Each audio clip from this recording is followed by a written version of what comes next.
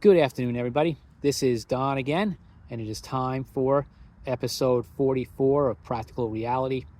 It's a Saturday afternoon around like 1:30 or so, about 55 degrees. Not much of a breeze, otherwise it might be tough sitting out here. But it's a gorgeous day. The trees are pretty much bare. I can hear some rustling in the leaves, see a lot of squirrels running around, gathering up the acorns.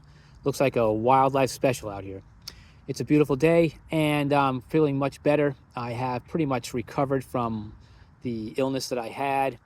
And so today's topic, we are going to discuss something a little bit more practical. After all, the name of this channel is Practical Reality. But I do often venture sort of into what might be called theoretical topics.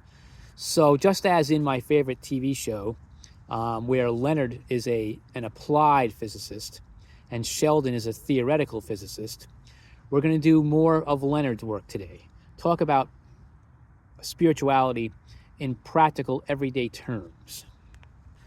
Now, this video is sort of prompted by a comment I got last week on episode 43, with the title of which was Spirituality is Simple.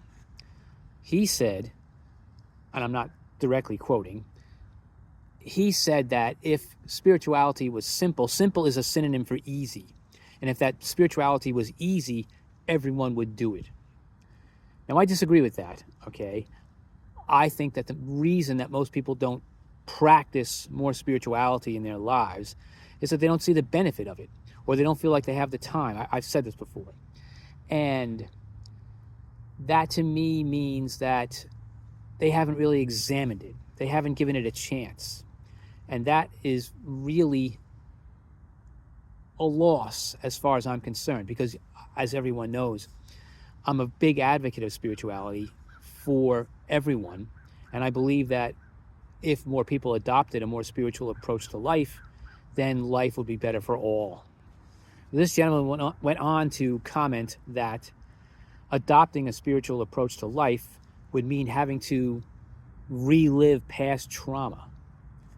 Now, again, I disagree with that, because if you truly practice spirituality and have listened to spiritual teachers, you would know that the spiritual approach asks you to concentrate your energy on the future, to forget about the past trauma you have lived through, and focus on your energy on the bright, prosperous, happier, more grateful, more peaceful future that's ahead of you. And I wholeheartedly agree with that approach. So for those of you who have not considered the spiritual path, the spiritual approach to life, here's what I have to say. Think about everyday life at this point in time. And it's not difficult for me to talk about this. It's not difficult for me to envision what I'm speaking about. With or without the spiritual path that you take, you are still faced with the same challenges every single day. Maintaining a sort of outlook that's positive, maintaining an attitude of, let's say, gratitude, maintaining an attitude of positivity, maintaining a compassionate attitude towards others. What you see, at least on social media all the time. Now, for me, okay, let's define that. For me, social media means a few different things, a few different places. I'm not on X or Twitter, okay, X and Twitter are the same thing. I'm not on X, I'm not on Instagram, I'm not on TikTok, okay? I am on Reddit, I am on Facebook, and I'm on LinkedIn every day, okay? Now, LinkedIn is sort of different because it's supposed to be a more professional platform. And people are not as free to express their hatred and their, more sort of outlandish views on LinkedIn, although you do see it sometimes. But I consider LinkedIn to be a good platform as far as expression is concerned, because it's mostly professional people who are at least somewhat educated and usually take an intelligent viewpoint in the things that they post and the things that they comment. However, that doesn't necessarily mean it's, the greatest thing since sliced bread. There is still a lot to be improved on LinkedIn, but I'm not really here to talk about the improvement of the platform itself. I'm just talking about the tone of the comments that you see. And there definitely is a lot of good advice and good sort of things expressed on LinkedIn. I'm not going to make any qualms about that. But you don't see much discussion on spirituality. And I think that's because people just don't want to understand it. They consider it superfluous, not useful. And I think that sort of perception needs to change. If you think about the benefits of spirituality, they are enormous. I would have to attribute my own peace of mind and my health and my attitude directly to the fact that I practice spirituality on a daily basis, and I try to get others to do the same thing. Paying it forward, showing empathy, passing on your knowledge to others, all of those things that I try to do on a regular basis are all directly related to the fact that I practice spirituality in my daily life. And if you feel daily pressure, and if you feel a loss of self-worth, feeling crushed by society, feeling powerless, feeling less than confident in your demeanor, all of that is the result of the daily pressure that people and the media put on you. And that can have a direct negative effect on your health. And why would you allow that to happen? And why would you allow yourself to feel like you can't do anything about it? The fact of the matter is that you can do something about it. You can take up a spiritual practice. The idea, the objective, as I have said in all my videos, the objective of your spiritual practice is to control what you think and how you think it, and the frequencies which you radiate. Every thought that you have is a frequency. Every time that you have any sort of feelings of despair, loneliness, shame, guilt, you are radiating that energy out into the universe. Your heart and your mind have magnetic fields, and if they are in congruence, agreement, alignment, then you are projecting a unified signal out to the universe. So if your mind and your heart are both in a state of shame or guilt or despair or loneliness, then you are attracting more of that to your life. That is fact. That's not, to use the term that everybody uses, that's not woo-woo, okay? That is fact. And another fact that I just came across this past week was medical evidence outside of Dr. Joe Dispenza, who I follow closely, talking about how the practices of spirituality and meditation and visualization and raising your frequency all have very positive benefits for your health. And isn't that what is most important? You can chase money. You can chase things, possessions. You can define yourself by those possessions. But if those possessions, I should say it the other way, those possessions are not going to fulfill you completely. Those possessions are not going to be the things that bring you long-term peace and joy and gratitude. You can immerse yourself in those possessions, and what you'll find at bottom is that what they really represent is emptiness. They are ephemeral. They are not eternal. Joy and peace and gratitude and just fulfillment, those are eternal emotions. Those are like the ocean itself. The ocean itself has been here for billions of years. And according to evolution, all of us crawled out of that ocean as one or two celled organisms and landed on the sand and developed lungs and then gradually evolved into the creatures that we see today.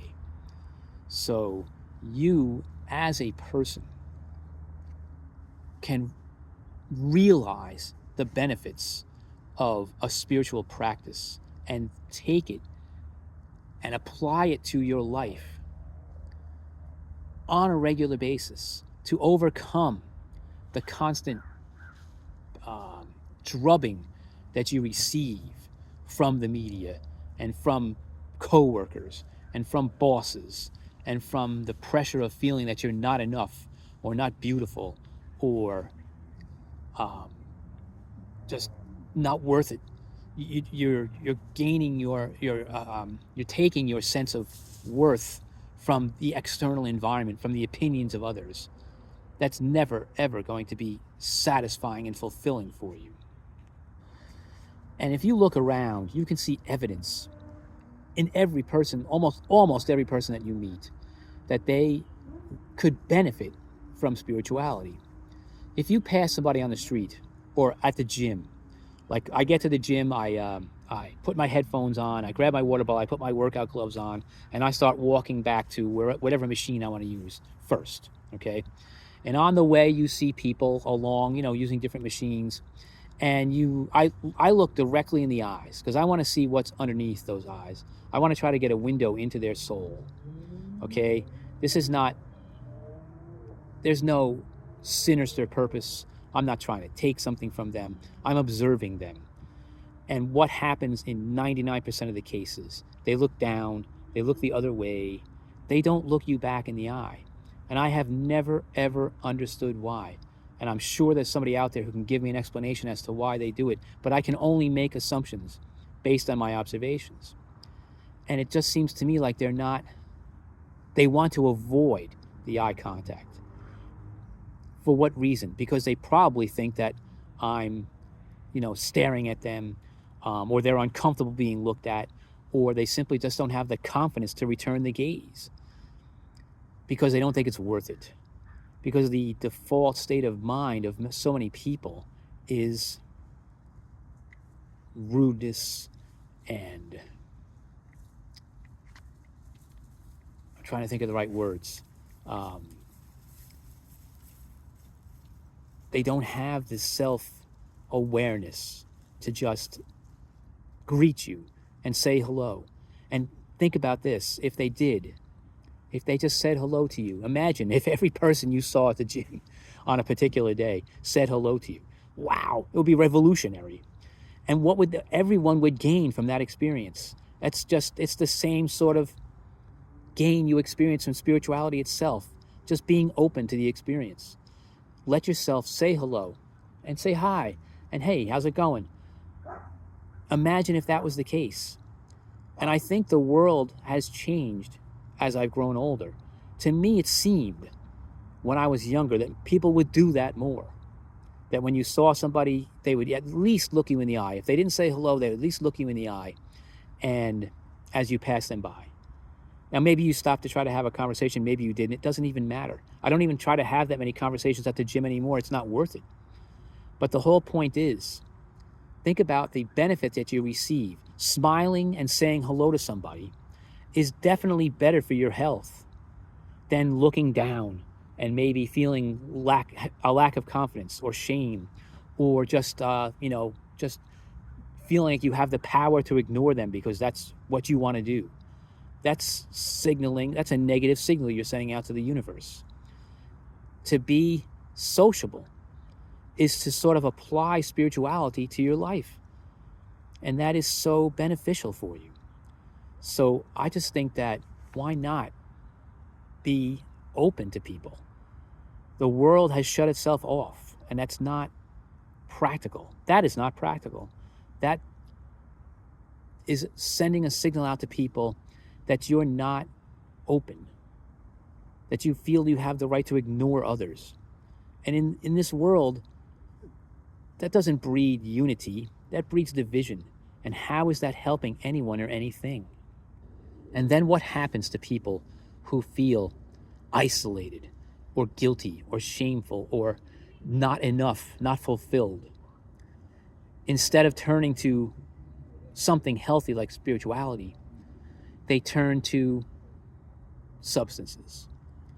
They turn to drugs, or they pick up bad habits. They eat badly. They punish themselves in some way. Now, believe me, I understand this. I did that for a long time. There was 20 years of my life where that's what I did. I self-medicated because I felt not enough. I felt like I should be doing better. I should be more prosperous. I should be a better person. I lost myself, and I didn't know why, and I didn't know how to get it back. And that was a long period of my life until I hit complete bottom. Now, no one should ever have to go through that. And most people don't hit bottom the same way that I did. But at the same time, you can't allow yourself to simply give up. You have to be resilient. You have to seek that strength that is within you. Remember, one of the first things I ever learned when I chose a spiritual path is that all answers lie within. That's truth. And that's another thing that's very, very important to realize. There are still some things out there that are true under all circumstances. Everybody says truth is relative, truth is a gray area. Yes, for many people, that is the truth. That is their truth. But there are still things that are true. And one of them is that all answers lie within. If you want to find the strength to become different, to change, to become more resilient, that strength is there. Whether you realize it or not, it is there. You can make it happen for yourself. And you don't need substances to help you through. And admitting that you need to change is the first step. Sitting back and realizing that you need to change is the first step. And the first step towards that healing is sitting down and calming your mind for even 30 seconds, stopping the incessant flow of thoughts, sitting down and creating the space in your mind to realize who you are at your center, a spiritual being. And to go even further on that, I was watching a video this morning before I came down to the park about the thoughts that you have, which is also part of what Joe Dispenza teaches. The thoughts that you have are signals to your own body. You can, let's just say, just like I was, suffering from a sickness recently.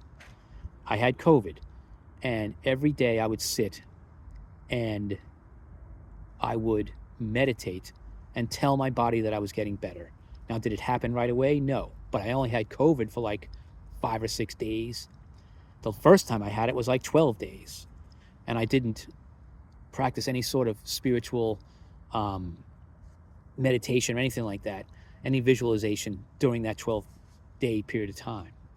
So it is there for you. The opportunity is there for you to make yourself better, to heal yourself from the things that afflict you. There are things that you feel like they afflict you, even if they don't. This loneliness and despair and shame and guilt and worthlessness that's imposed upon you by society is just that. It is a burden that's placed on you that you can let go of the moment that you decide to sit still and quiet your mind and create the space in your mind to find peace. It can be found. And that is the greatest benefit of a spiritual practice. Now, all the other benefits that accrue from a spiritual practice after time can be things like increased prosperity, greater satisfaction, greater fulfillment, but it starts with that first step, with creating that initial space in your mind that allows you to calm down, and realize that what the world is throwing at you every day does not have to be what defines your reality. And that is so important to realize, and I hope that everyone can, because that is the path towards a better life, a healthier life, a more complete and satisfied you. And that is what I wish for everyone. So I hope that you take this under advisement. In everyday life, when you see the stuff that's being thrown at you, and you can create the space and take some time to calm your mind and realize that what they're throwing at you and how they categorize you is not who you are. That you are a spiritual being who is capable of achieving anything you set your mind to, as long as you can discipline your mind and gain the internal control that I preach every video. Then you will be a happier, calmer, more grateful person. And that is what I want for everybody. So I thank you all for listening, and I thank you all for paying attention and hopefully lasting this 21 minutes. And I know I make long videos, but I enjoy this, and I think it's important to make them this long so everybody gets a complete discussion and a complete picture of what I'm trying to talk about every week. Thank you all. Have a great day.